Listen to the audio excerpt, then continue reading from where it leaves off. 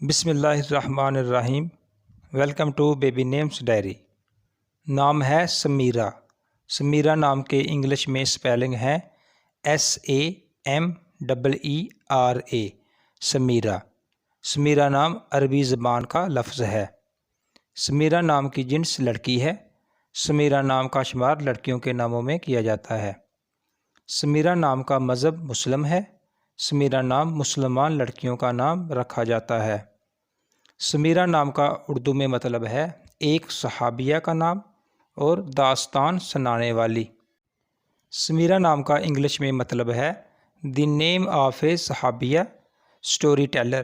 آپ سمیرہ نام کے ساتھ فاطمہ نام بھی لگا سکتے ہیں، Sameera Fatima. Thanks for watching. اگر آپ کو ہماری ویڈیو پسند آئی ہے تو پلیز ہمارے چینل کو سبسکرائب کر دیں اور ساتھ میں دیے گئے بیل آئیکن کو بھی پریس کر دیں تاکہ ہر نئے آنے والی ویڈیو آپ تک بآسانی پہنچ سکے۔